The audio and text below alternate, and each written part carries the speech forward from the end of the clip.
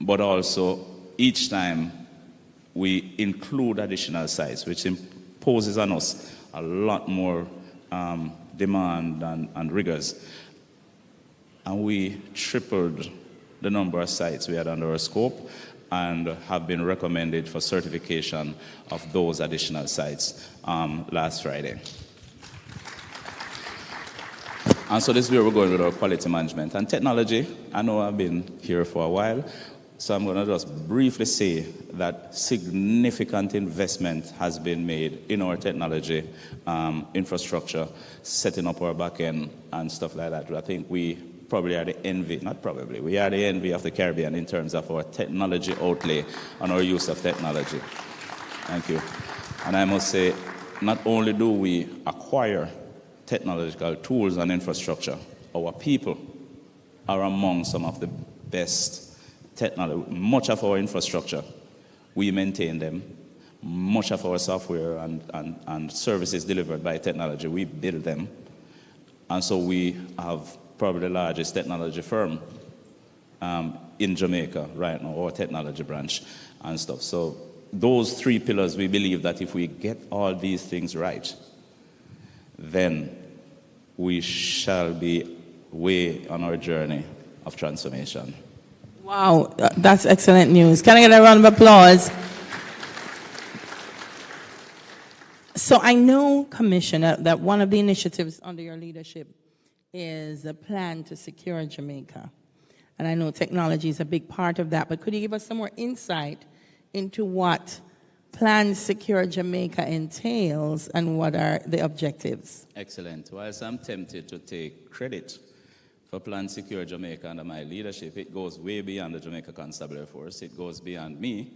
Plan Secure Jamaica is actually a government-wide plan looking at all aspects of security and an investment in security. And it dates back a couple of years, maybe about 6 years and stuff. It includes 4 basic pillars. It looks at crime reduction. It also involves border security. The third pillar is around cyber defense and cyber intelligence. And then the final pillar is around technology. And so much of the areas on the Plan Secure Jamaica, much of what I'm telling you about now, it is within the remit of the JCF's responsibility in pursuit of that.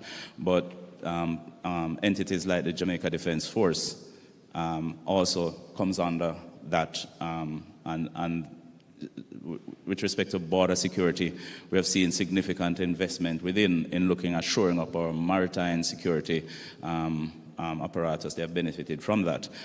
Coming out of that is things like our cyber academy that exists within the JDF. And the idea is to optimize on resource. And so rather than each agency of the state between MOCA, JCF, JDF have their own silo capability, what we do, we build capability that serves security in the region, and that's the whole idea of it. And so, so we do our handshake. So the Cyber Academy at the JDF is not to train JDF persons only, but for cyber defense and cyber intelligence and stuff. So in a sense, it's a huge project, significant expenditure, and I must say, particularly where the JCF is concerned, we have been progressing quite well in the areas in Plan Secure Jamaica that we are responsible for. Excellent, excellent. I did say in your introduction that you've gone 100 days as commissioner, and I'm listening to you, and quite a bit has been achieved, sir, and I think you have enjoyed quite a bit of success since you've been in those 100 days. What have been some of the challenges? Police in Jamaica is a challenge. It is difficult, but that's what we're here for, right? The ordinary do the difficult, police do the impossible, and so there are challenges. We look at challenges as opportunity, but one of the most significant challenge is changing the narrative. Changing the narrative. We have made extensive effort many times sitting with persons who carry and educate our public And after such enlightened discussion, the result of what you hear, you wonder if your communication was not effective and stuff. So there is a narrative out there that really doesn't describe who we are. Of course, we see things that are unfortunate, and that is why we have to be very, very forceful when it comes to protecting our goodwill and our image. A single incident sometimes characterizes the force itself, and it takes away from the true narrative. And it's significant, particularly with the diaspora, because, I know the diaspora, and I must say I really appreciate the interest that the Jamaica diaspora has in Jamaica.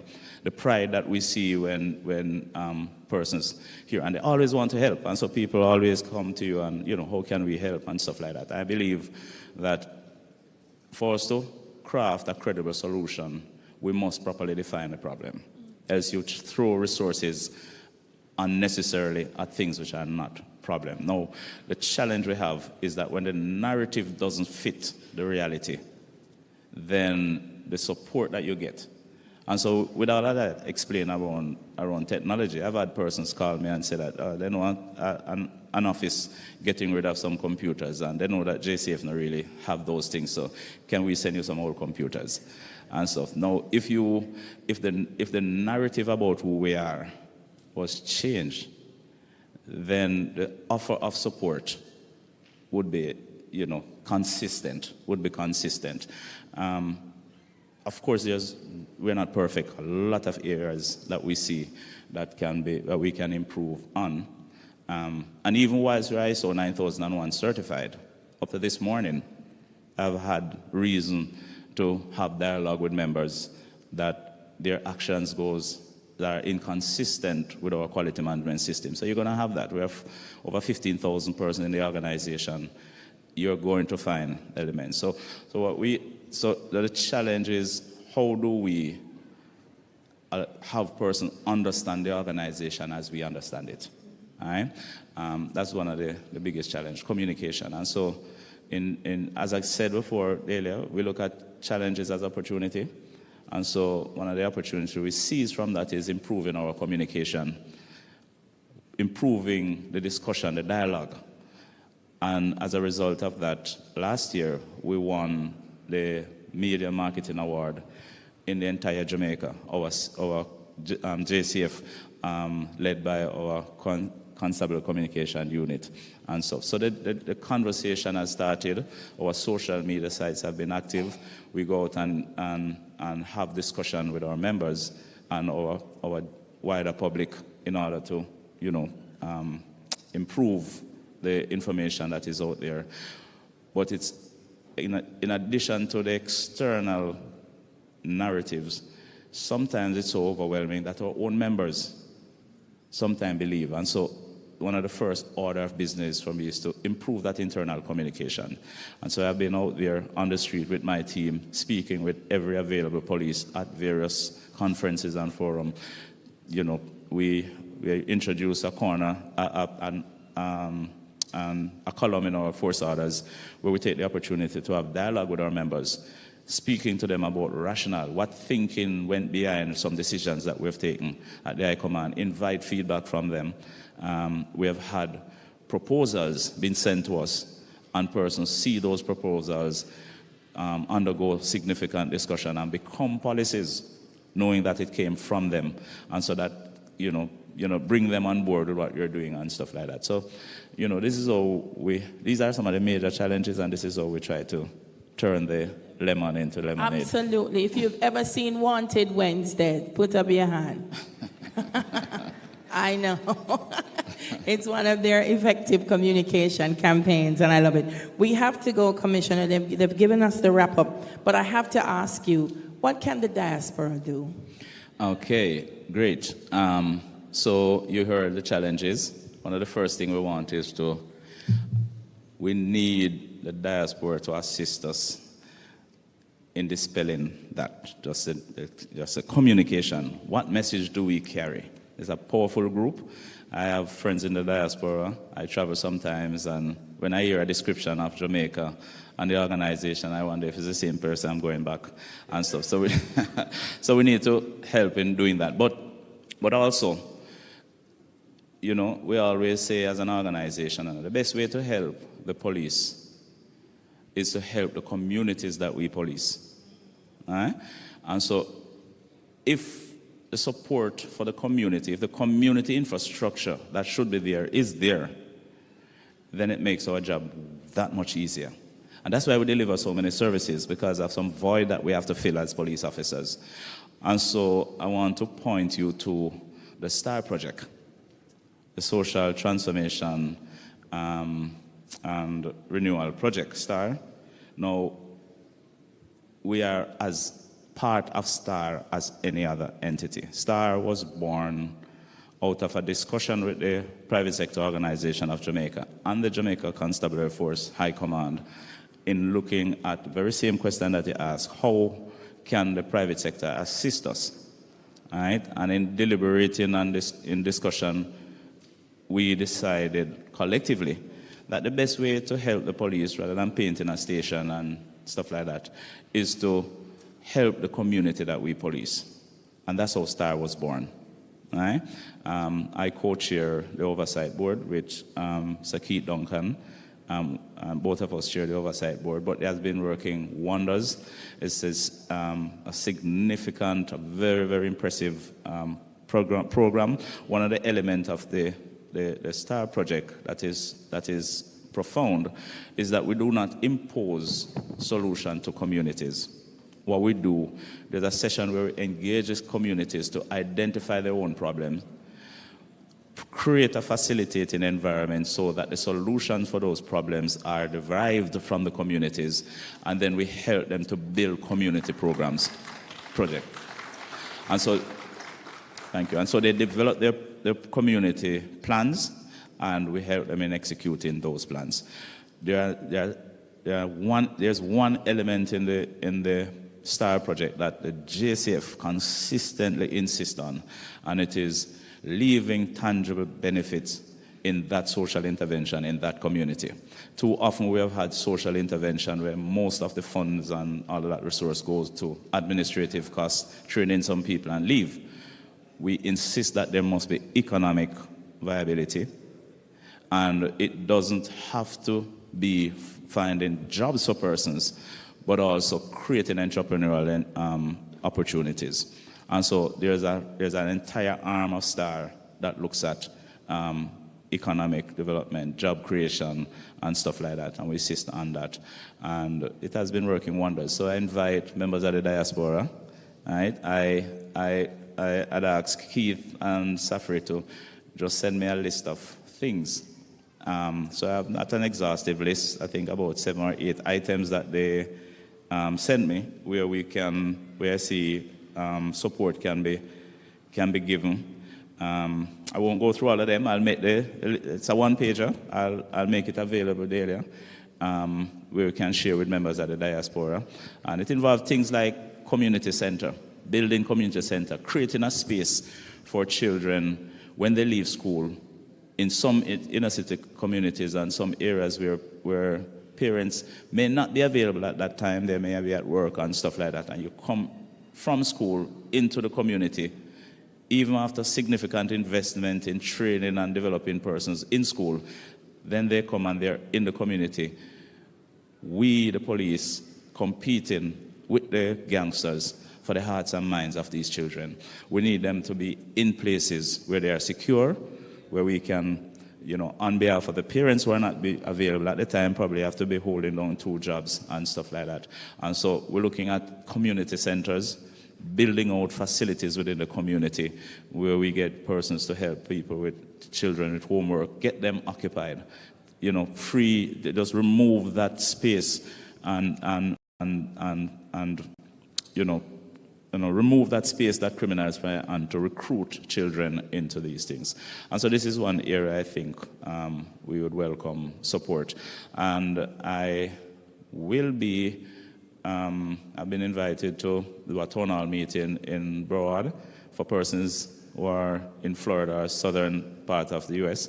I really hope that you can be there, where we can explore a lot more some of these PQT and where we're going and stuff like that. And I must warn you, it's a 2.5-hour presentation, and so you'd have to be able to tolerate that. But it's going to be a good opportunity. I look forward to speak to members of the diaspora on a more intimate basis in the different areas and stuff, and there we can emerge some strategies that we can develop together. All right, I want to thank you, Dr. Blake. I know I've kept you longer than you should be here. So may we have a round of applause for our commissioner? Thank you very much. Dr. Blake. Our plenary session will also be addressing issues of security. And so after that session, we will take the questions from the audience. So we move into achieving lasting peace and citizen security in partnership with the diaspora. We'll be highlighting innovative initiatives and technological solutions aimed at overcoming long-standing barriers to peace and citizen security in Jamaican communities. The expert panel will be comprised of Mr. Fitz-Bailey, OD, MSc, ASC, Deputy Commissioner of Police. Mr. Delroy Simpson, Chief Technical Director, the Ministry of National Security. I also like to welcome Ms. Shauna Trowers, Chief Technical Director of the Ministry of National Security. Mr. Kevin Juna, Sector Lead for Peace, Citizen Security. And this session will be moderated by Mrs. Elaine Oxamendi-Visay, Head Corporate Services Division, Ministry of National Security.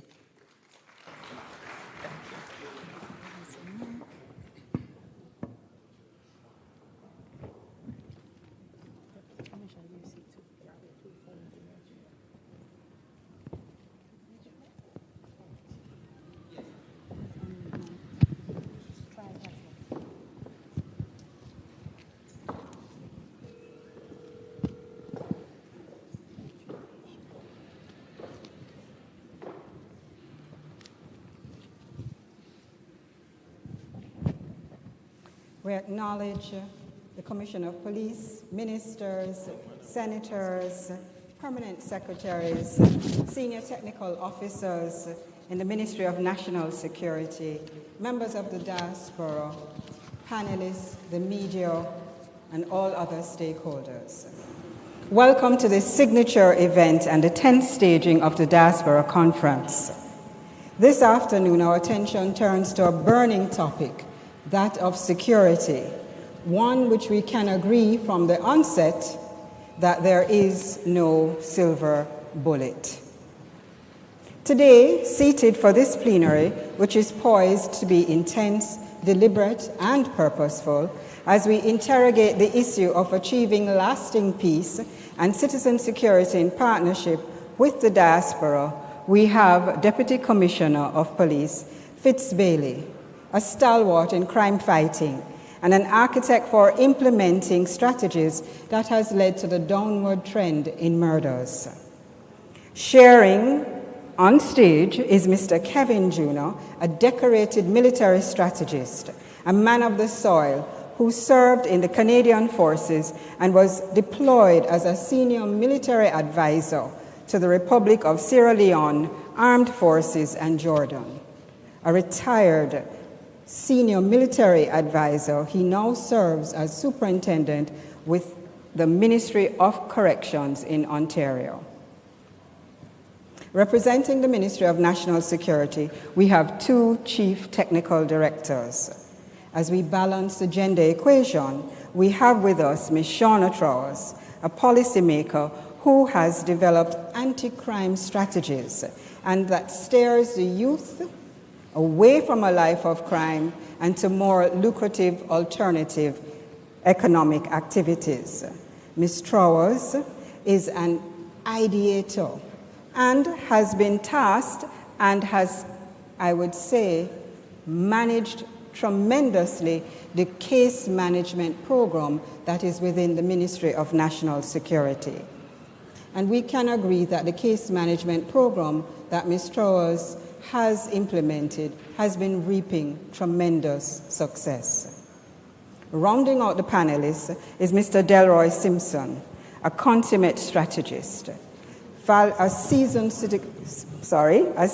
civil servant who has brought to fruition several construction and technology projects valued of billions of dollars. Mr. Simpson is what we say is a brand name in the affairs of law enforcement, and he is known for getting things done.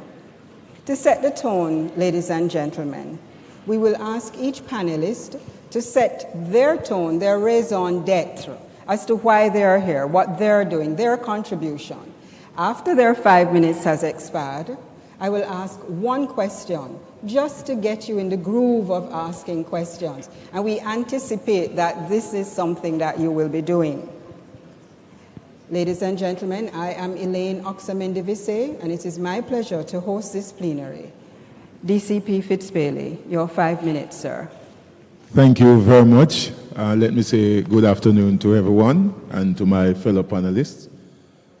Crime is not a police problem, but a societal problem.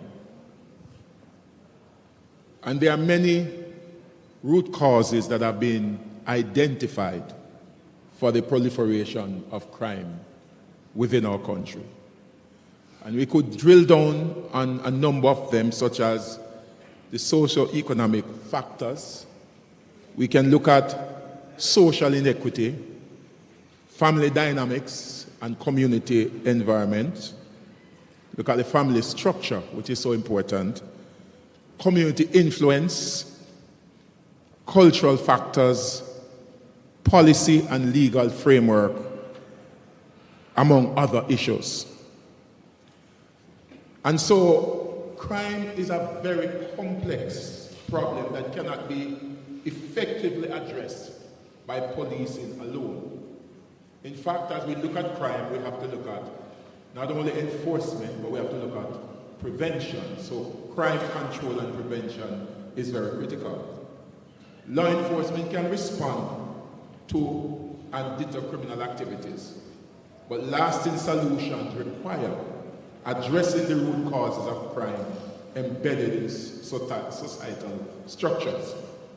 This necessitates a holistic approach involving a number of things: economic development, education, social services, and community engagement. I would just umbrella everything by saying that there needs to be a joined-up approach in treating with crime. By tackling the broader social issues that contribute to criminal behavior, society can create an environment where crime is less likely to occur. There are a number of things that we have embarked on in trying to address this problem of crime. We look at the legal framework. We have significant legislation that was enacted to support the police activity.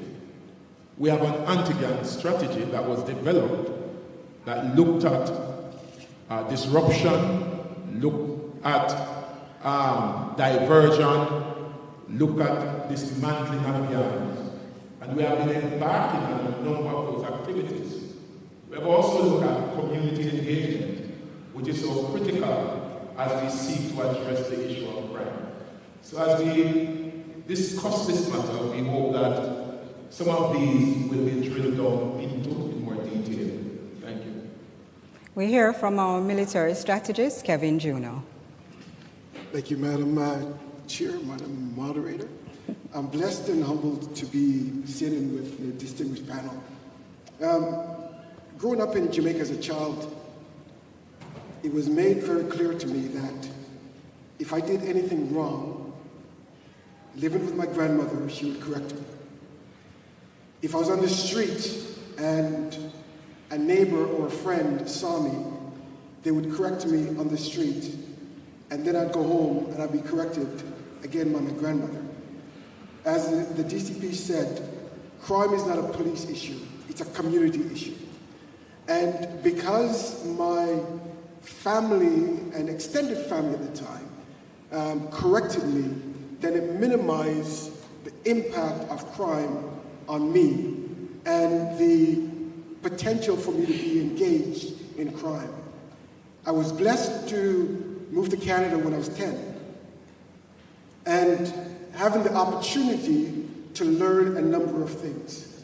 I eventually joined the military, and as I progressed through the rank, I was blessed to be at very senior levels and deployed to a couple of countries where my job was to build the capacity within the military. You've heard of the movie Blood Diamond. I went to Sierra Leone just after that to help to rebuild their military, build their capacity as a war-fighting organization. When the Queen Mom turned 100 years old, we went to Buckingham Palace, and my daughter, at 9 years old, she said, "Daddy, we're not rich, but we have access to privilege." And I want to emphasize the access to privilege. Because of my training, because of my upbringing, I have access to privilege, and sitting on the Global Jamaica Diaspora Council, it allows me to use my access to privilege to help, to come back to my early beginnings, to give back to Jamaica. And in that, I listened to the commissioners speak, I listened to the deputy commissioner speak, and my role in this position is to make sure that the resources that we can galvanize throughout the diaspora would be able to bring in to Jamaica so that we can support and build the capacity here at home, so that as we fight crime and violence, we can do it together using what you have and the access that I have to privilege. God bless you. We're setting the stage. We are setting the stage. We're hearing that crime is not a police matter, it's a community matter. We're hearing that when you're corrected by your grandmother and your mother, these things actually help us in life. Not too sure how that works now with the young children, because there's a lot of talking back. So we're going to turn our attention now to Chief Technical Director Shauna Trowers, who has developed the Youth at Risk program, been reaping good successes, and hear how she's doing it on the ground. CTD Trowers. Thank you, moderator. Good afternoon, everyone. I want to share the sentiments of my colleagues here with me. So I would hate to have to echo again that crime is complex. But one of the things that I think Kevin said was the issue of access. So as we look at the whole issue of crime, we actually had to look at what are some of the social, cultural, and economic determinants of crime. Now, sometimes we think that crime is the same as violence. They're actually separated, but they're linked. And so the core of violence we recognized was at the base of crime, and we needed to get to the root of it. So we're really looking at sociocultural norms.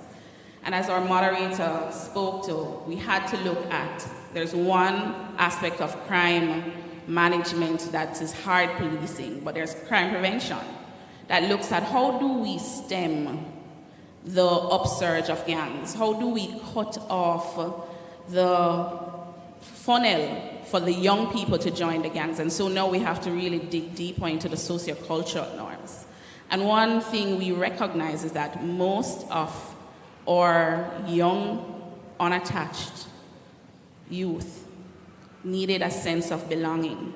And what does that mean? And I think that Kevin alluded to it. We had to now see what was happening with the individual, what happened with the family, what is happening at the community level, that then we saw the groundswell of crime at the nation or the national level. And so the case management methodology really built on what our commissioner spoke to, the plan secure, citizen security being at the center, citizen security centered, looking at the most vulnerable and volatile, looking at certain communities, and really targeting to ensure that there is access, because access also determines, because crime has an economic variable.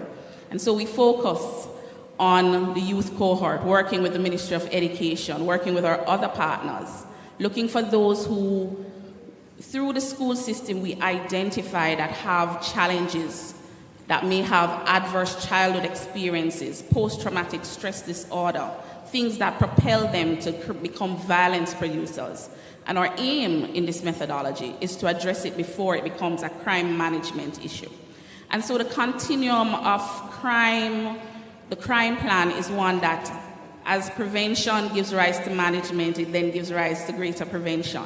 Our focus is not only retributive justice, but looking at rehabilitation, reintegration, trying to catch persons before they even go to crime, really building on that concept of the Jamaica that we once had.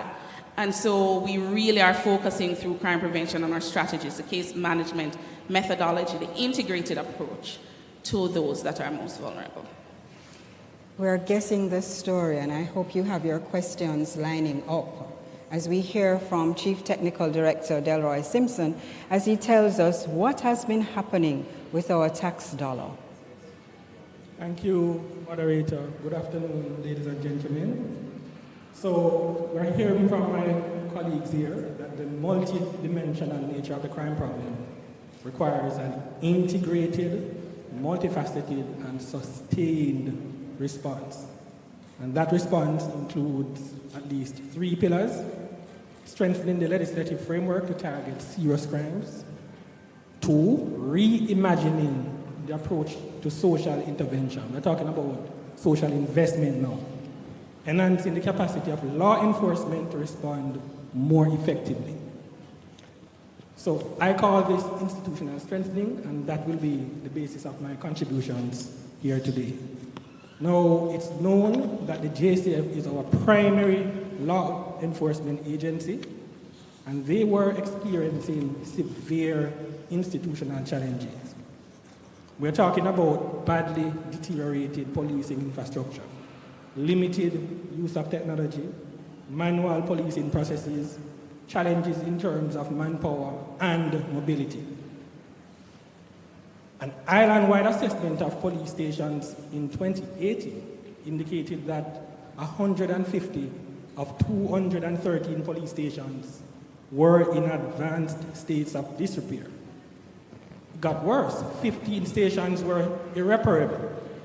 And so in response, the ministry launched what we call Project ROCK: Rebuild, Overhaul, and Construct.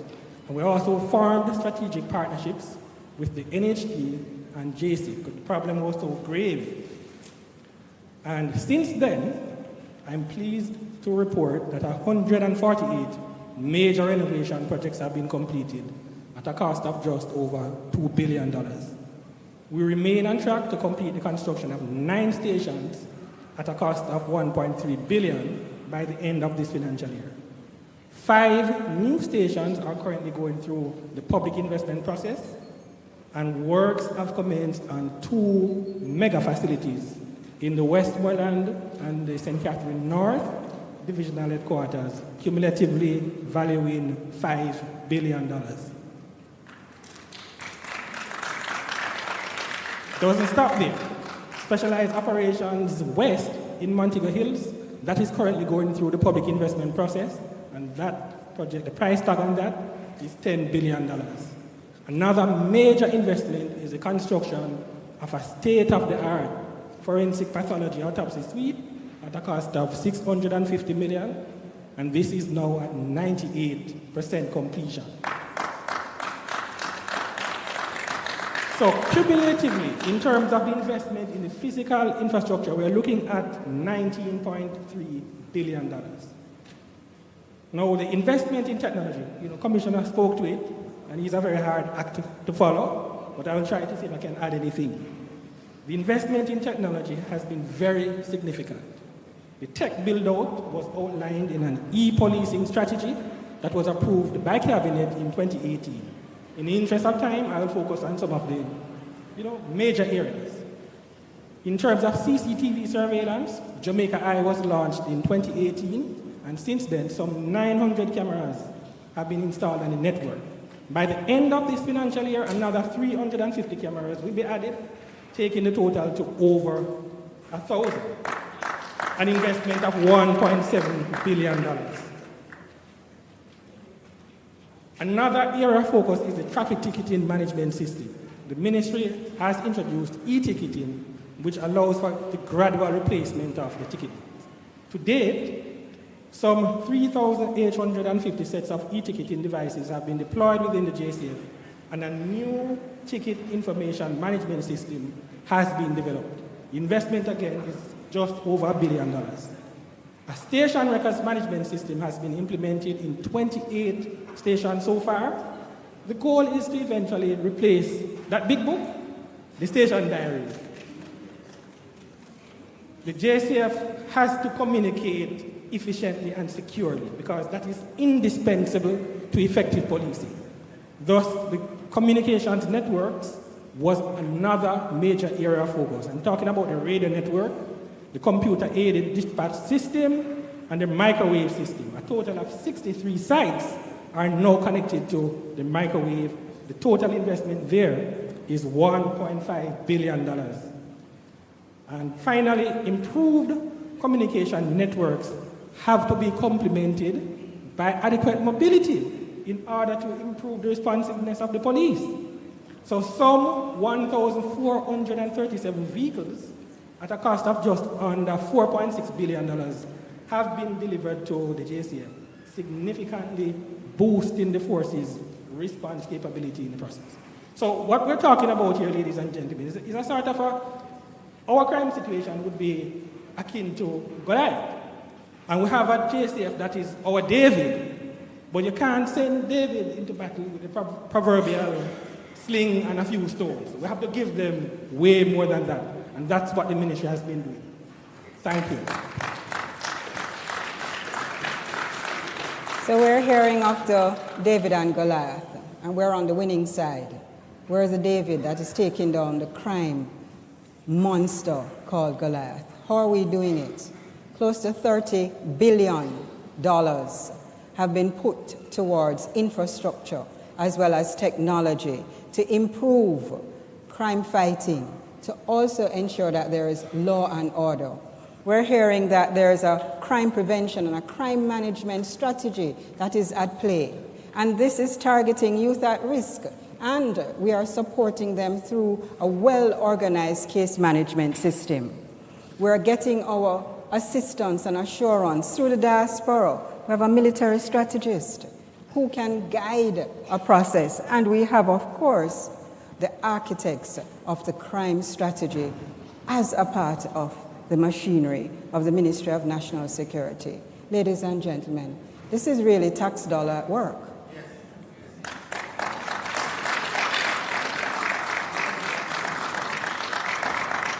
I'm seeing that we have 3 questions lined up. Questioners, 4. Right, so we're going to try and take as many questions as possible. Can Certainly. I ask all members of the audience to keep your questions brief? Likewise, in responding panelists, if you could also be equally brief, then that'd be great, so we can get through as many questions as possible. Okay, so moderator will start on the right, and then left, Yes. right. Maybe 2 questions, and then the panel. Okay, so questioners, I'm going to ask you to frame your questions in such a way that the panelists can do the immediate takeaway. You're at the mic on the right. Please give us your name and where you're from, and we will go in that order. Good afternoon, ladies and gentlemen. My name is George Rogers. I'm from Sablamar, and I'm a returning resident from Canada after 47 years. So Welcome home. my comments will bear some of my lived experience. I am of the opinion, Madam Moderator, and I'm hoping that the Commissioner will be able to answer this question.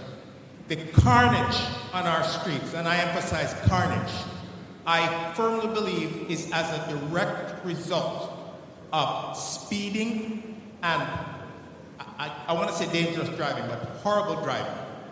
And if we don't make some significant changes, we're going to continue to kill people on these streets. Now, I realize, Mr. Commissioner, that in order to make a transformational change in an area like this, using your words, we need, number one, either reallocating of existing resources or allocation of new resources. And I would implore the political leaders to please support this initiative. So, sir, my question is, could you give us your assessment of my thoughts of this correlation? And I must say that from my observation 2 years back home, traffic enforcement on this island is woefully inadequate. How might you and the senior leadership tackle this problem, sir? And we want to support you in every way we can. Very good question, George Rogers, living in SAB 47 years back. Commissioner, may I invite you to the podium? Or Commissioner, let me see if I can give you this microphone.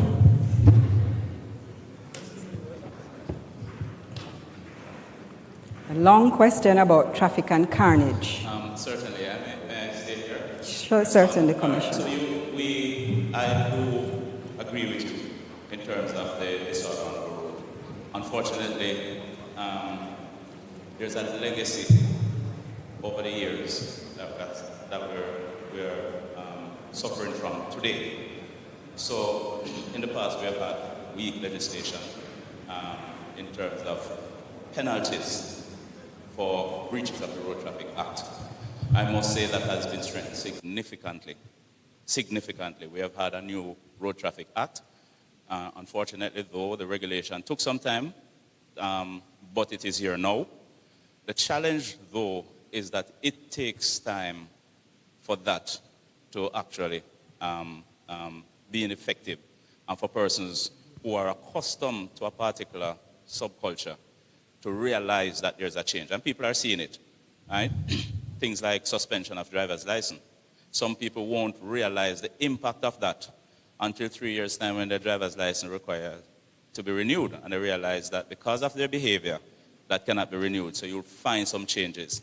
Persons you've seen changes with are persons who are now trying to renew their driver's license and realize that the tickets that they have outstanding is impacting that, and so that will impact behavior. There's a theory called the rational choice theory, and it says that if someone is motivated enough to do something, as long as the reward outweighs the consequence, then they will do it. Unfortunately, over the years, our consequence was not as severe enough. And so the very same people, when they come in the countries that you diaspora people live, they drive differently. So we talk about enforcement, and many times we point finger on the police, and we accept any responsibility with public safety. But we also need to understand the entire ecosystem, especially when it comes to road traffic and public order. The police have but one responsibility and an authority, and that is to detect the breach and prosecute. Let me give you some statistics. We prosecute. In detecting the breach, all we can do is issue traffic ticket or persons to appear in court, and that has to be done with a justice of the peace. And so people say, why the police don't enforce? Why the police? Well, we can issue a traffic ticket, right? Well, let me tell you, we have issued more traffic ticket per capita than any states in the United States every single year. Wyoming is one of those states, is known for its severity when it comes to traffic fines, and the Carolinas. We issue, in 1 year when we pull the statistics, we issue twice as many per capita in Jamaica, without cameras, but just by people writing traffic ticket. When we had paper, now we have electronic means where we cut the time from 5 minutes to 5 to less than a minute sometimes to issue a traffic ticket. And so since then, even that statistics that I tell you about then is way beyond that. But then guess what? We're coming off a system where a person could have 1,000 tickets. What does 1,001, what that one additional ticket going to do to change that behavior? Very little. All right? Not passing the buck, because there's a lot more we can do. And as we speak, there is an operation, I won't go into the detail of it, that will look specifically at that. And so, but we need more than that. We need sustainable solution. It can't be a reactive thing where every problem, we just throw police at the problem, right? We probably are the only country that consistently have to have police at traffic signal, working traffic signals, just so that people behave. We need enforcement. We need legislation. Well, the legislation is here. Give it some time, and people will start see the severity of that.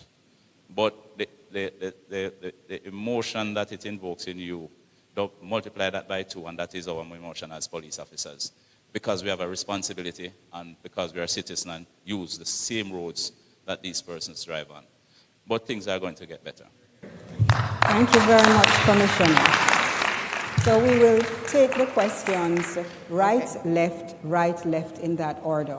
I will encourage our questioners to reframe so that they're pointed, and for our panelists and respondents to respond pointedly. I see we have almost 10 persons, and we'd like to get through all 10 and have their voices heard. Madam, please, your name and state. Good afternoon. My name is Claudia. I reside in New York, but I'm just Jamaican.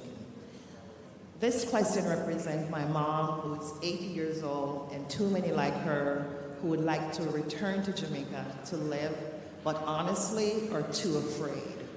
What specifically could you say to her to make her feel comfortable and safe? The second question is for me. Systemic racism plagues the United States policing. Black people are disproportionately targeted and murdered.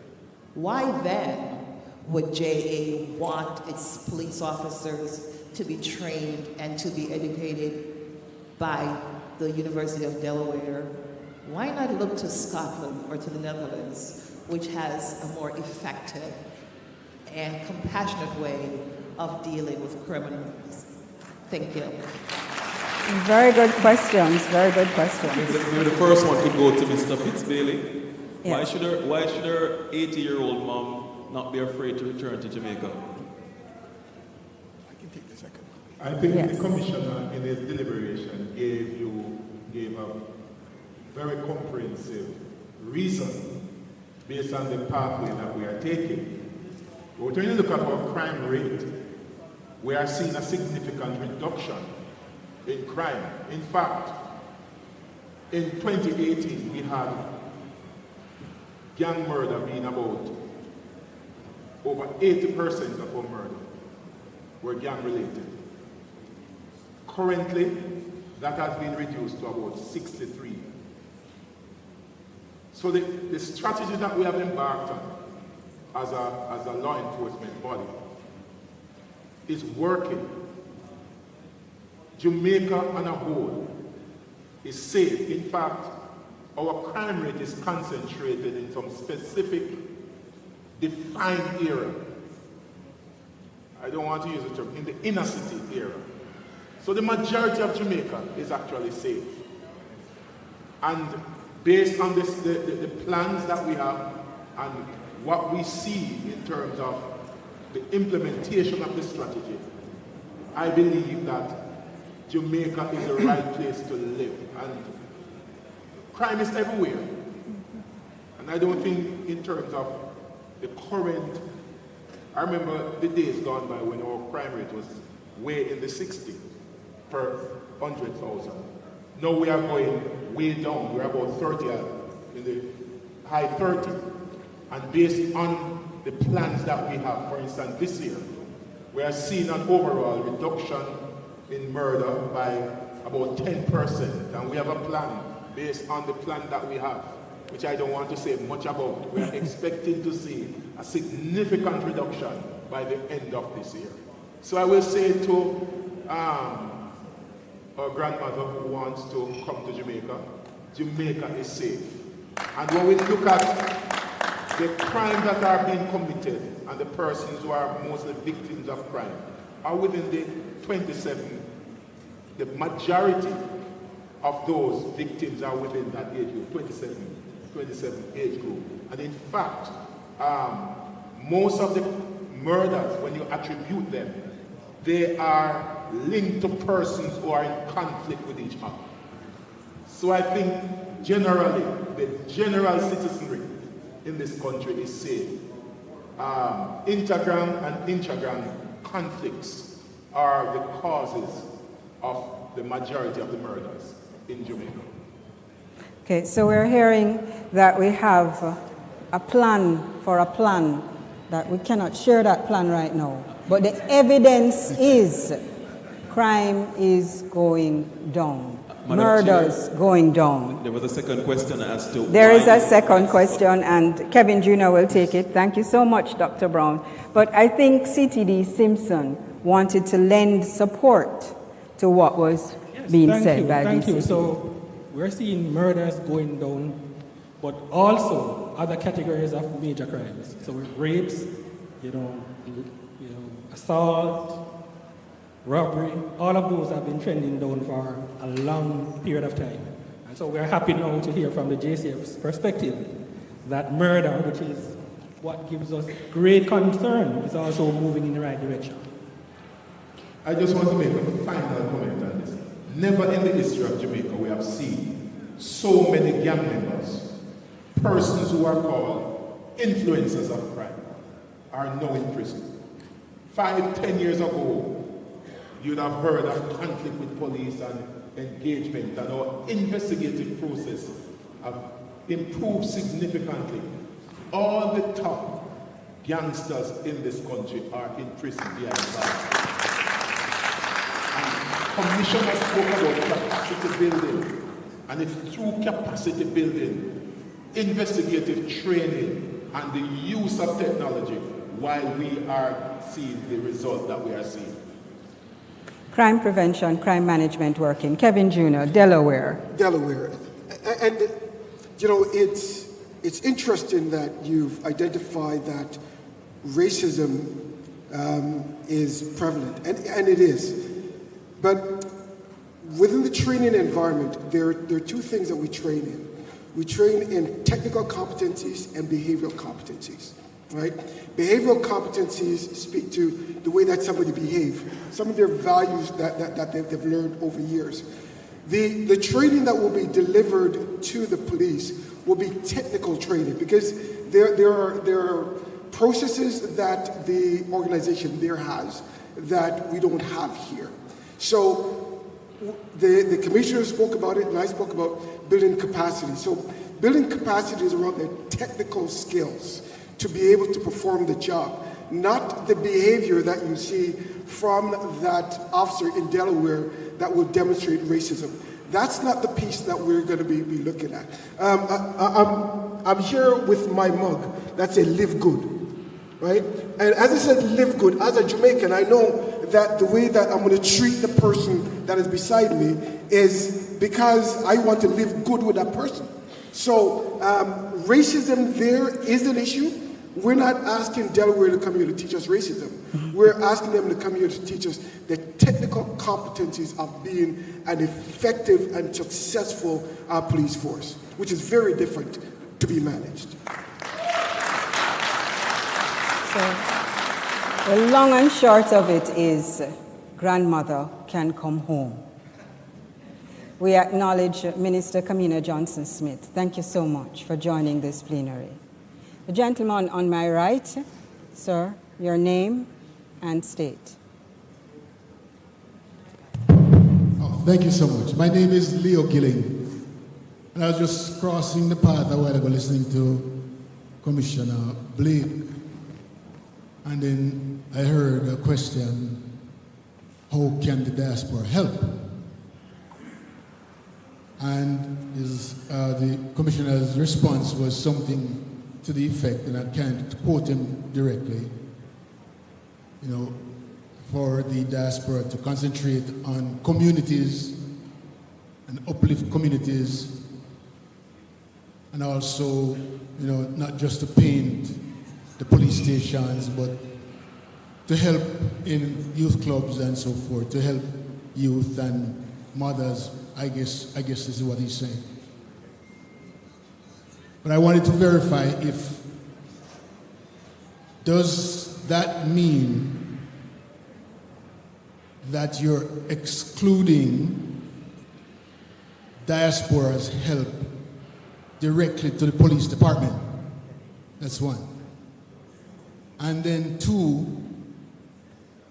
because I know there are many skilled social scientists across the globe who are Jamaicans, who are very good in conducting evaluation studies, qualitative studies, quantitative studies, and all kinds of studies to find solutions that can be recommended for policy.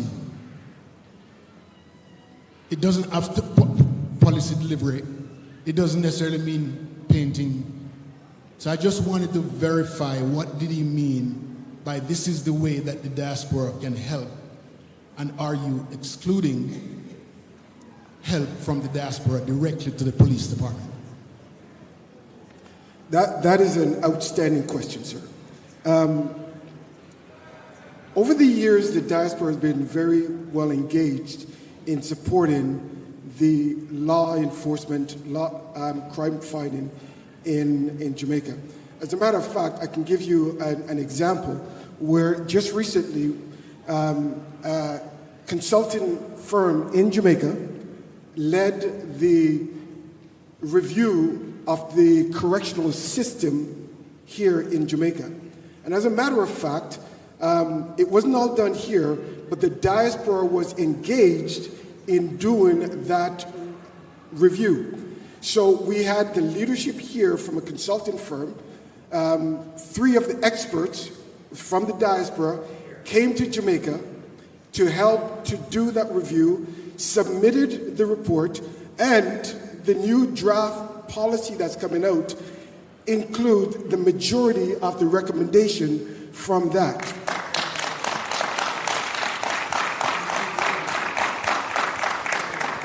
I think we need from the diaspora, and it's a hard lesson to learn and a hard pill to swallow, we need a paradigm shift in the diaspora in which we think that we've got all the answers and we're going to come and tell you what to do. What we need to do is to, and we've started the conversation, is to identify the priorities here in Jamaica. What are the crime issues that the law enforcement want to work on? And once we have those priorities, then the subject matter experts in the diaspora can say, I'm willing to support. And when you're willing to support, then you'll be brought to the table, sit at the table where you can talk with the commissioner's team or corrections team or the military team. And from there, we can develop a proper strategy to be able to move forward. And it's not just us saying that we're going to go. Now, I just want to add one last thing before I sum this up. When I was deployed to Africa, and I spoke to the general that was there, he said, Kevin, I'm sick and tired of you people coming here to tell us what you're going to do for us. Ask us what we need, and then help us to accomplish that. So as a diaspora, we have some very qualified people out there, but it doesn't matter our qualification if we're not coming in and do what the government has mandated and what law enforcement agency has been mandated to do. We have started the conversation. We have started the conversation. Bruce Barclay, retired JDF Colonel. In support of Commissioner Bailey, Deputy Commissioner Bailey, I live in Coral Springs, 2 weeks for the month and 2 weeks in Biennial Town. And I sleep in Coral Springs. I lock my front door and back door. In Biennial Town, I leave my front door open. It is safe in Jamaica.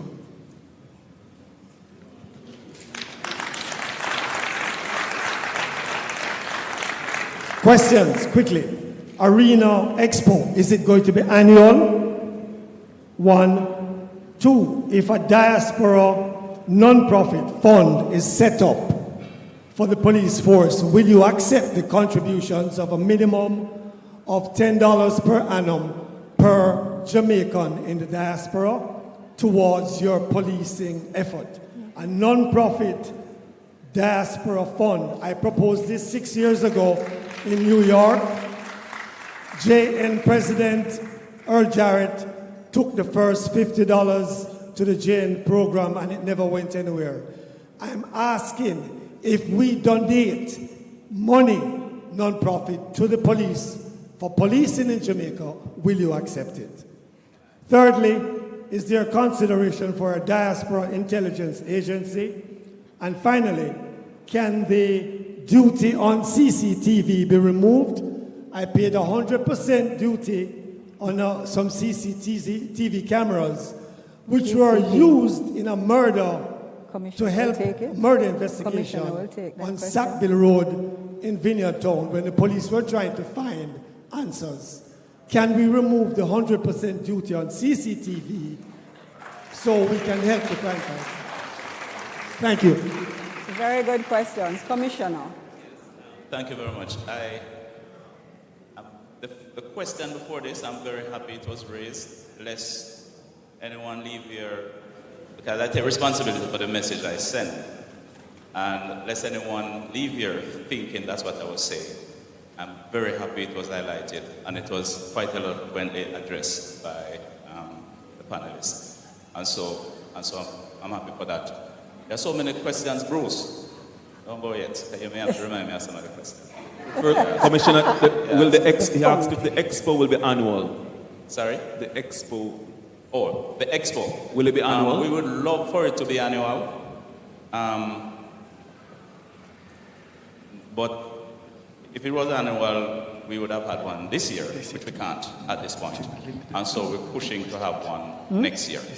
You know? Is funding the issue? Sorry? No, not yet. There's a lot of things going on. A lot of things going on. And the expo, it required significant effort. As we continue, we'll get better at it, and it will be much, much easier. So we anticipate one next year. In terms of funding, bear in mind that we're constrained as a law enforcement organization.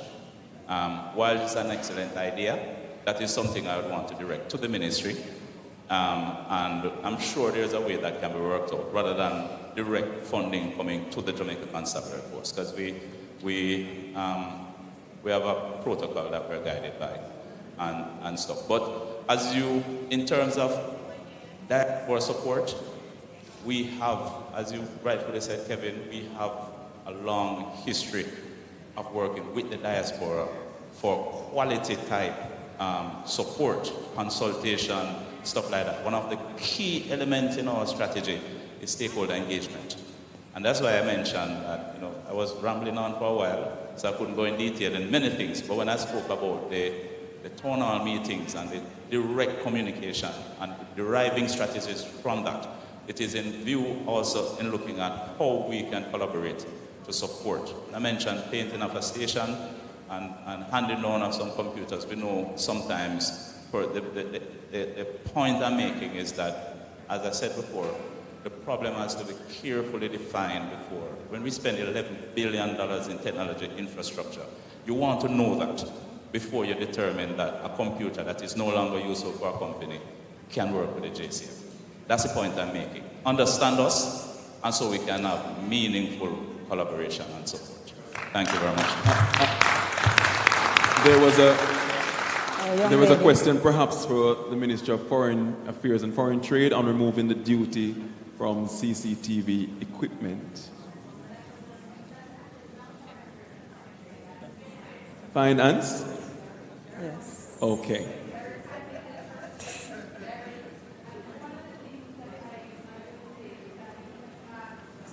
Minister, we're going to get you on mic.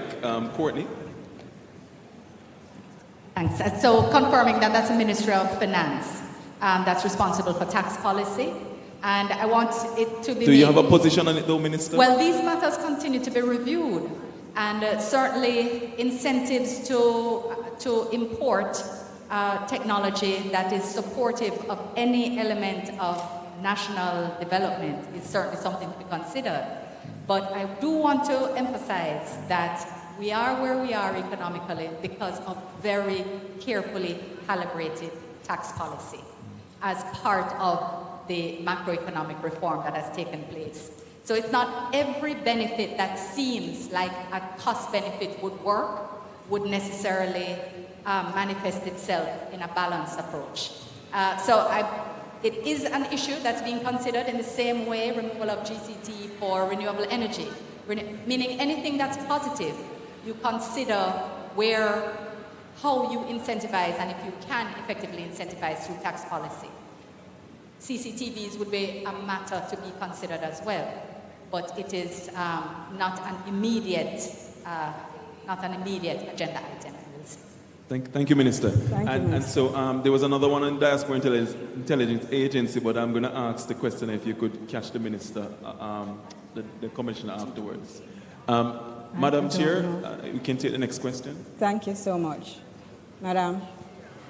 Hi, my name is Asha Richards. I serve as chair of the Global Jamaica Diaspora Youth Council and hailing from New York. And my question is in regard to measures for preventative crime measures. So, especially in regards to vulnerable at-risk youth, particularly young men, especially in inner cities and increasingly in like Sava and Montego Bay, you have increasing youth that are affected by violent crime. Whether they have witnessed violent crime, they know someone that might have been affected or unfortunately murdered. These can have effects on their psyche, on their own mental health. And also, as aforementioned, a lot of the crime that we see, violent crime that we see happening now is in regards to reprisals, personal conflicts, and sometimes between partners and spouses. So, in regards to crime, as aforementioned, it is a very complex issue to tackle, but I am wondering, in what ways is mental health being incorporated in preventative crime measures? And if not, what ways can it be added or increased in preventative crime measures? Thank you. Very good question. CTD Charles. Thank you for that question. So I agree with you. Most of the crime that we do see is influenced by a lot of post-traumatic stress disorder. So particularly you mentioned the West.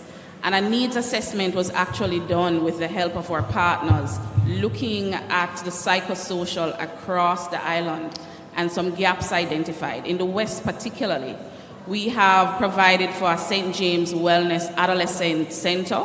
It is about 90% completed, focusing on a target group.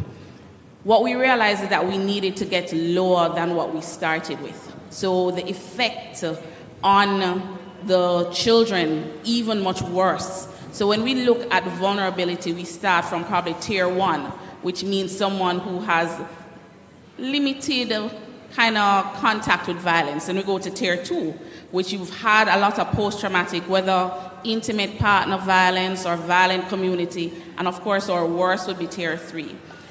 As we looked at the school system, and this is where Ministry of National Security actually is working very in an integrated approach with education as well as the Ministry of Health.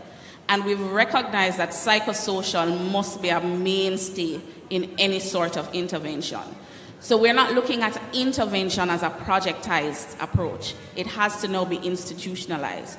Real social investment, looking at those in our population who need the sort of support, and just regularizing how we look at mental health.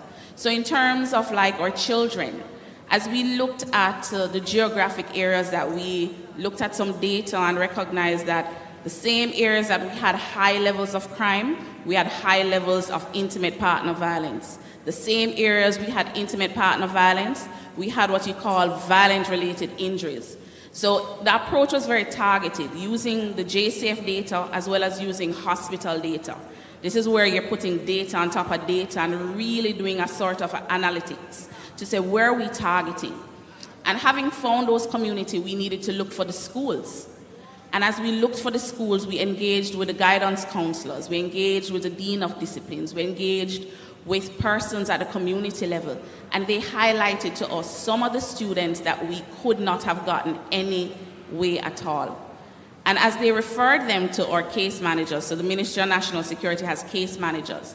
And the case managers, some of them are trained in something called cognitive behavioral therapy, which is for the highest category of those who are affected by trauma. And what we've sought to do, well, we've impacted, and I'm very happy to say that a small number, but it gives us great hope. In excess of 300 students in the last 2 years. We've actually gone to these students and using this methodology, then going to the homes. Because it's one thing to treat the post-traumatic stress for the student, but the student leaves the school and go back home. And that post-traumatic stress could be in the family. And we recognize that the family needs help. And so, yes, there is a very focused approach for crime prevention. And we recognize that not only mental health, but we have to do what you call wraparound services. The same student that may have adverse childhood trauma, other mental issues, also suffer from some socioeconomic issues. Also may have delayed learning. So we look at literacy and numeracy. And how do we actually work with education to tackle it so that we treat the different aspects of that student, the family. So it's almost like, you know, where you have the concentric circles. We're looking at the individual. But in healing the individual, we're seeking to affect the family, the community. And then we're expected that as we increase this sort of methodology, it will take time, but we will see a systemic change in not only mental health, but how we do dispute resolution and just addressing violence, which ultimately would address some of the crime issues that we have. Thank you very much. We have exactly 2 minutes remaining. So the young lady on my left, you have less than 1 minute to pose your question, and panelists equally. I am Dr. Annika Harvey, Medical Officer from the Southeast Regional Health Authority. I have both a question and a suggestion. How important do you think is grooming and etiquette? I heard you made a comment about addressing the root causes of crime, and I find that respect and manners is lacking in the household. Even seen as the patients and even working at Children's Hospital, there's a lack of respect, right? I'm suggesting, or if it's not already in the plan, that you put that in the curriculum. This goes from cradle at the level of infant to the grave, right? And also require that students at the high school, finishing high school, sit an exam and they must pass it to graduate. I believe that when you implement measures of grooming and etiquette, it not only spans like learning how to use a knife and fork, but also conflict resolution, help to resolve conflict and so on. So that's my suggestion, and that's all I have to say, and thank you. Thank you very much. Thank you. Ladies and gentlemen, this brings us to the end of a very robust, and I think you have answers. You know where your tax dollar is going. We can take the additional questions on the outside with the panelists. They will be available. And we know where your tax dollar is going. We understand crime prevention, crime management. We see what is happening, and it's not just a police effort. It's all of us, a community that takes this crime for all of us to be the David, because there's no Goliath in this room. Ladies and gentlemen, members from the diaspora, I'd love to take your question, madam, but we'll take it on the outside. Thank you so much for being a part of this plenary.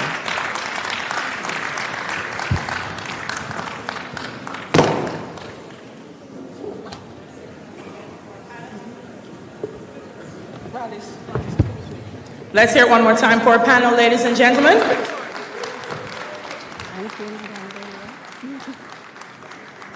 I have to take this opportunity to acknowledge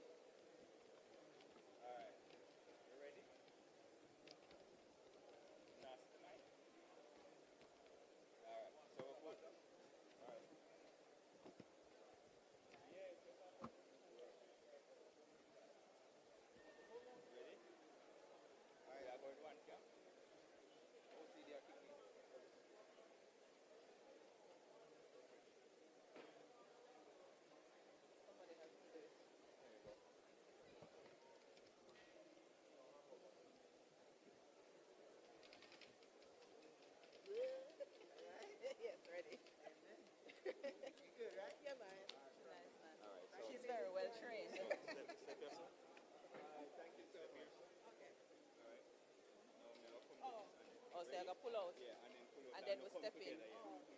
You ready? All right, I believe we're ready.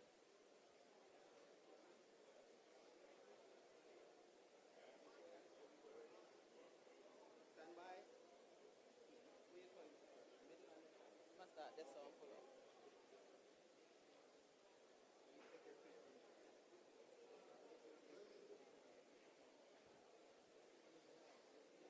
And we are live once again inside of the marketplace.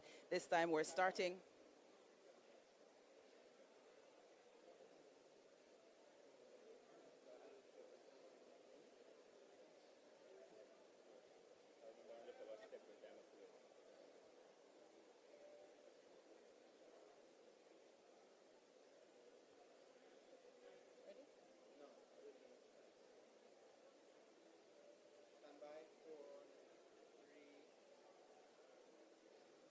And once again, we have stepped over to the marketplace because the businesses here are, of course, open for business.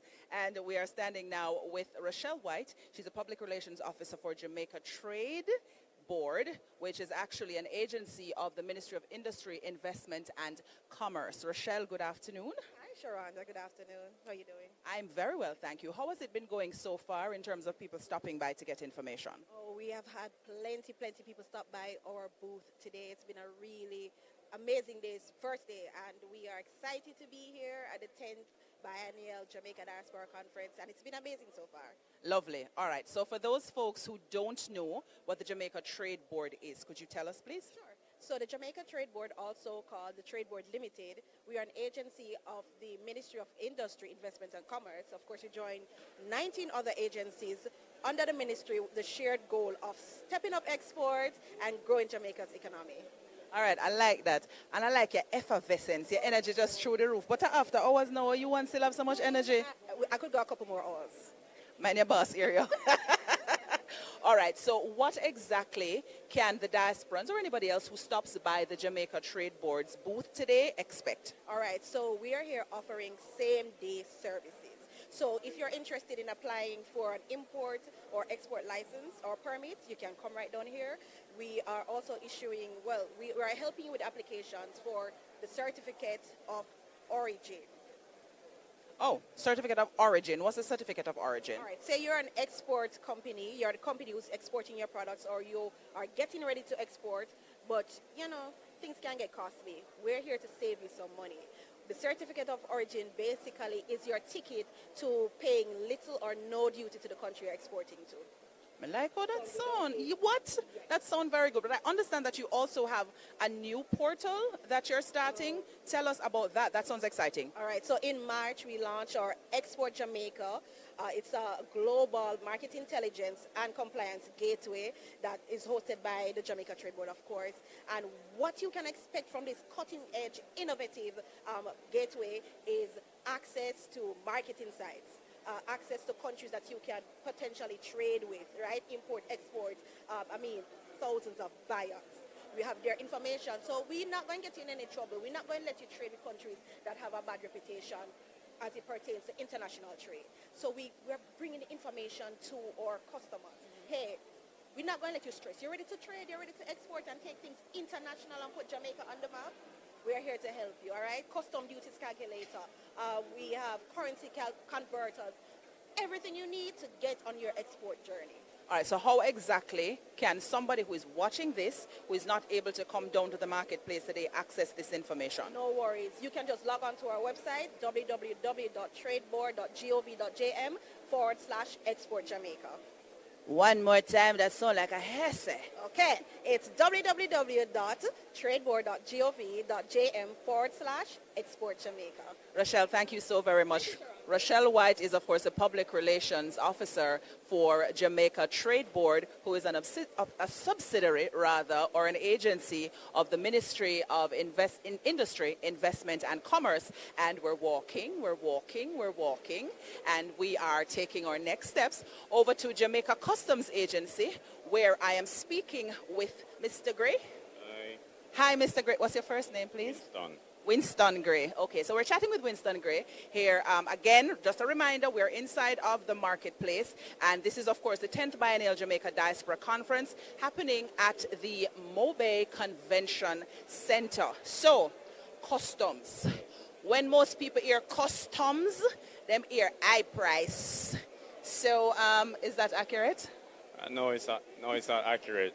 No, it's not accurate. All right, clarify for me, please. What exactly does the Jamaica Customs Agency do? Well, we perform three main functions. We facilitate the importation of goods and services into Jamaica. We collect the applicable taxes and duties, and we protect the borders. Okay, lovely. So you are responsible for your role exactly is supervisor for marine operations? Marine operations, yes. What does that role entail? So marine operation deals with all of the goods that are imported into the ports through the seaports. So that would include containers, motor vehicles, barrel boxes, crates, full container load, less than container loads. Okay, that sounds like big work, man. A big work you have done. All right, you don't have to answer that. You can plead the fifth. It's fine, it's fine, it's fine. So for folks now who are on site, on location at the Diaspora Conference, wanting to come down to the marketplace, when they visit the Jamaica Customs Agency's booth, what exactly can they expect? They can expect some of the new initiatives from Customs. I'm not sure if you heard about CCP.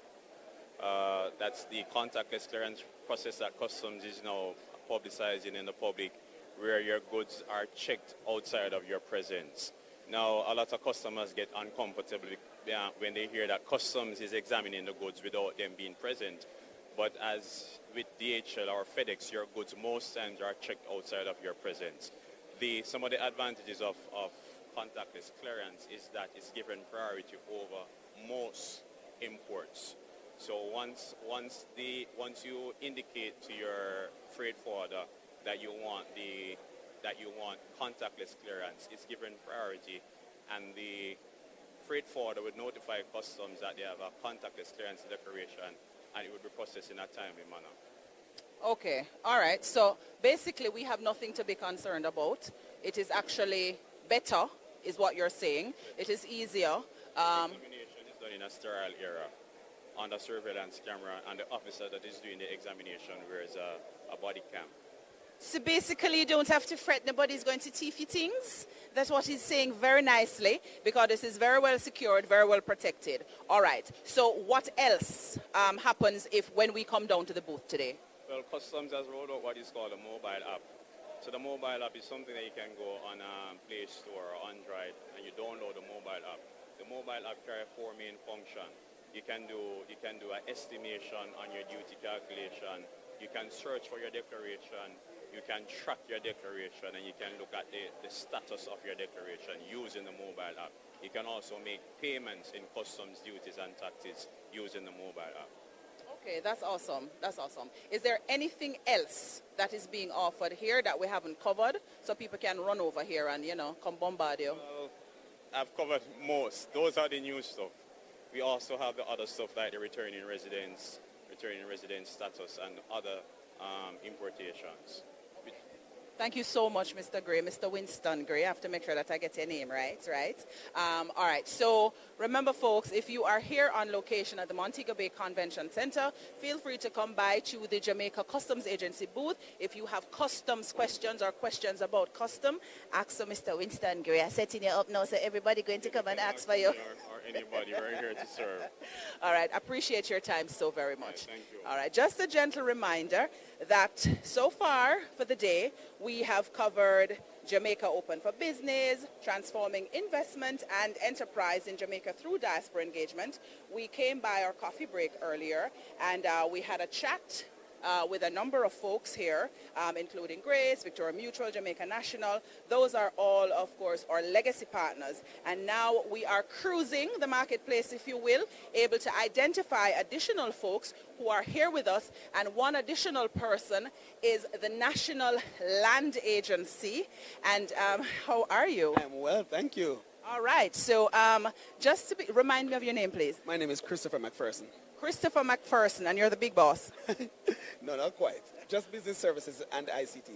Why everybody may ask if them are the big boss, them laugh? Because the boss are watching, no? No, Because I'm only 5 foot a little.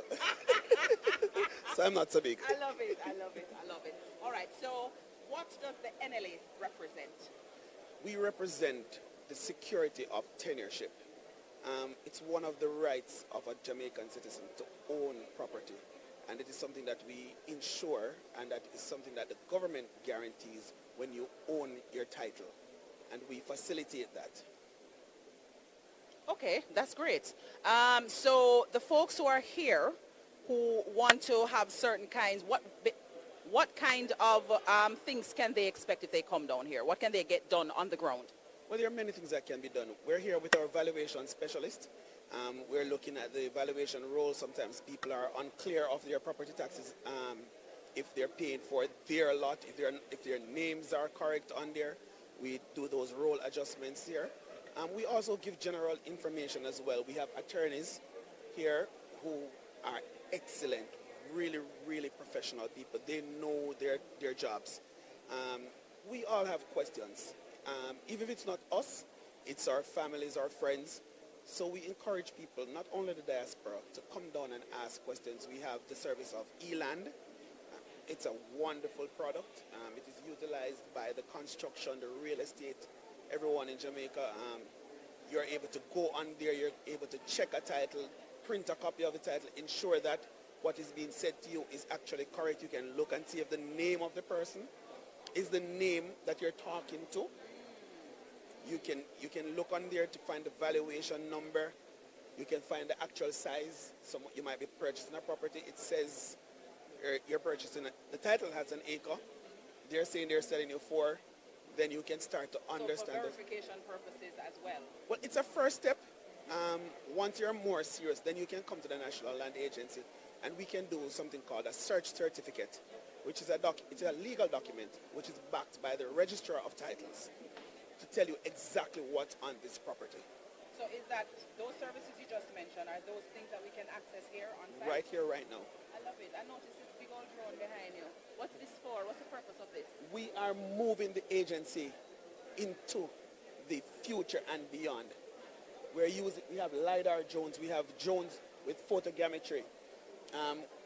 We didn't bring any of the hydro stuff because we also map under the ocean as well, and we map on land.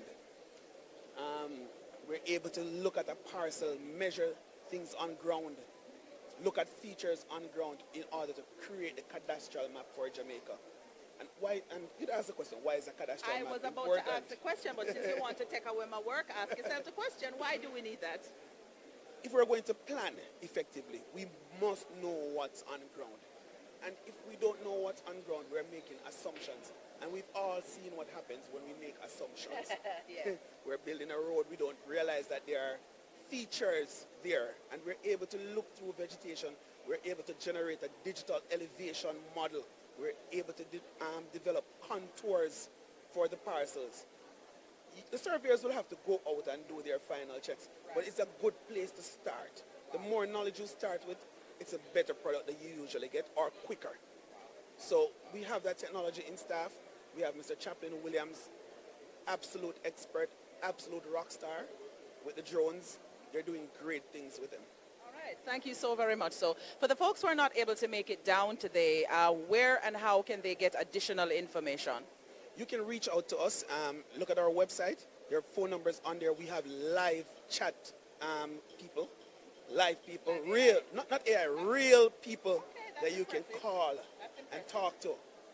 Real people, and in some cases they might not have the answers right then and there because people ask technical questions and legal questions and questions which might require research. But we're here and we're willing to help you through everything. That is our task, and that is what we have been mandated to do as an agency, to serve the people. And it is eLand Jamaica? Yes, ma'am. eLand Jamaica. Oh, that's it? I love it. All right. Thank you so very much for your time. And remember, if you need information on property, buying property, being able to determine the topography, the size of the property, to be able to authenticate whether or not the person you are buying the property from online is actually giving you the correct information, then you need to visit the National Land Agency, NLA. And if you are anywhere in Montego Bay, whether at the Diaspora Conference or not, you can come by and have that information. Otherwise, you can check them out online. We are still happening here live at the Mobay Convention Center, the 10th Biennial Jamaica Diaspora Conference. And, all right, I've made my way over to the National Housing Trust. So from land agency to owning house. That's a nice thing, you know. That's a very, very, very, very, very nice combination. Mr. Dwayne Burbick, did I get that right? Yes, you did. All right, lovely. Good afternoon, sir, and how are you? I'm well, thank you. Good afternoon, Sharando. You're not going to ask me how me do? Oh, you all right? No, you're at work, so I'm going to say you're good. Oh, all right, I'll take that. So how has the reception been so far? Awesome. You know, housing, and you spoke about National Land Agency housing. Our theme for this conference is Come Build With Us. And we know that whether you're at home, whether you're in the diaspora, Jamaica is always home. More than just the culture, more than just the vibes, more than just the feel-good that Jamaica brings. You know, we all want to own a piece of the rock. And so the National Housing Trust here at the Diaspora Conference is, of course, demonstrating to our diasporans that they too can become contributors of the NHT, and they too can become homeowners right here in Jamaica, right at yard. We know you're over there at work, but you can still work on your home ownership aspirations right here in Jamaica. So when it's time to come home, you have a place to come home to. All right, so we understand the excitement of owning a piece of the rock, as we like to call it. Yeah. So let's see, I'm a diasporan. You notice I'm going into my accent now because we're talking about coming from foreign, right? So let's assume that I'm a diasporan and I am here on location and I want to get information. What kind of information can I get, one, and also what exactly can be executed on the ground if I come to visit you here today? Okay, so if you're a first-time contributor to the NHT, or perhaps you contributed before leaving Jamaica, we will be able to do registration for you right here in our booth. It's a registration process that we've pretty much simplified, moving from 5-10 forms many years ago to just having one form that you can fill out. Once you fill that out, we can start your registration process and advise you as to when you can start making those payments. And once you make those payments, you become registered as a voluntary contributor, and you continue to make those payments, and within a year, maximum 2 years if you're a first-time contributor, 1 year if you contributed before leaving Jamaica, you can actually start accessing your benefits. And we can also give you all the information you need on accessing the benefits, whether you are looking to buy property in Jamaica, whether you have property already and you're looking to build or improve on that property. And something we're selling in this conference as well, under our theme, Come Build With Us, is the opportunity to do partnerships for housing projects with our diasporans as well. Many want to not just come back home, but want to make home Jamaica more comfortable for Jamaicans as well.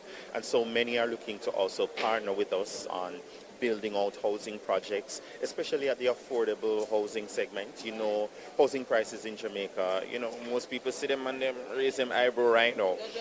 But you know, NHT caters particularly for the affordable housing market, and some have that philanthropic nature that they've tied with their business, that they want to do partnerships with us to build out housing projects that many more Jamaicans can actually own a piece of the rock. So we are doing that on the customer side, but also on the business side, we are partnering with our diasporans as well. Okay, I like that. I'm really, really enjoying that. Anything free down here for them to get when they come? Of course, you can get enough information, but of course, a joke. That aside, though, of course, we have our tote items that they can get. We want to give them a little piece of Jamaica to go back with. We have our housing magazine that gives you tips, whether you're looking to start a home ownership journey or you're a homeowner already and you're looking to make improvements. We'll give you tips through our magazines. And I'm sure my marketing and sales team will give you a little goodie that you can stick in your goodie bag that you're walking around and take that back as well. like it. Dwayne, thank you so much for your time. Always a pleasure. And Thank you. remind us of the theme, Come Build With Us. Come build with us. All right, so tell them. Talk directly to camera. Tell them. Come. You see this? Yes. NHT, this? Yeah. Come build with us. Come build with us. You them for use them commercial. Thank you, Dwayne. Thank you. All right, so we are still happening here at the Diaspora Conference inside of Montego Bay, beautiful, beautiful Montego Bay, Jamaica. So we are taking a step away from the NHT, who is encouraging us to come and build with them, to now come over here to the National Education Trust. And I'm speaking with Keisha Johnson, Management Director, Donor and Partnership. That really means you are head cook and bottle washer. Tell me if I'm wrong. It means that I'm the chief. No, stressor. I stress everybody because I beg everybody on behalf of the children of Jamaica, from early childhood all the way up to tertiary, because that's our mandate, is to mobilize resources for the education sector. So that's what we do. All right. So, wow, that's interesting. So how can somebody contribute to this? In cash or in kind. That's the bottom line. So we have many needs in the education sector that I'm sure you're well aware of. And of course, we can accept cash, so you can donate funds to our designated accounts to cover specific activities or specific projects. If you want to do in kind, we have buckets of different needs that you can give in kind support to as well. So, Keisha, give us a little idea as to some of the schools, if that is what it is that you have aided in the past, and what kind of assistance have you been able to give because of the kindness of others? Oh my goodness, we want to be so thankful to our diaspora members, since we're here at the Diaspora Conference, and of course our local members and foundations that give generously to support our children. We have people who do scholarships, so I'm very cautious about naming names. Yes, you're trying to get me in trouble. No, it's okay. But for example, OFANA, Old Farmers Association, we manage their scholarship fund, for example, at CASE for them. There are several private groups that give different kinds of donate to different kinds of projects that we manage on their behalf. We do mentorship for some of the students as well. We build schools, and we have persons who contributed to building schools or building resources at schools. Those are on the agreements, specified agreements, and we do those kinds of infrastructural development as well. So the gamut is whatever the needs are. We work with the donors and the schools so that we're on the same page and we are addressing the pertinent needs of the school and the urgent needs of the school at that time. And we formulate formal relationships with them through a memorandum of understanding, and we manage those relationships, including the monitoring and evaluation, to ensure that what they give to is what funds are spent for. And then we report. So there's transparency, there's accountability, and measured impact that we report on to our donors. And I want to bring to your attention, if I may, on the board here, if you can see, we've got a number of schools up here. There are 245 underperforming schools in Jamaica, primary and secondary schools, underperforming at the primary level in literacy and numeracy, and at the secondary level, they're underperforming in the external examinations. We are prioritizing those schools because we believe every child deserves the same fair chance. And we are appealing to our diaspora, we are appealing to our local members of community here to support these schools, so that whatever it is, the struggles that the children are having, whatever is inhibiting them, whatever barriers they're facing, we can address those barriers so that they are able to fulfill their potential like your child. All right, thank you so much, Keisha, for sharing with us. If you are interested in being a contributor, you're interested in being a part of what is happening here, then you can go to net.org.jm. That's net.org.jm. We are going to jump back over to the plenaries happening in the main building here at the Mabay Conventional Center. Once again, it's the 10th Biennial Jamaica Diaspora Conference. If you're not here, there's still time to get here. If it is that you definitely can't come, then stay connected to this stream, and we will be bringing you some of the conference right to the comfort of wherever you are. I'm Sharanda Farrell signing off for today, sending you back to the main studio.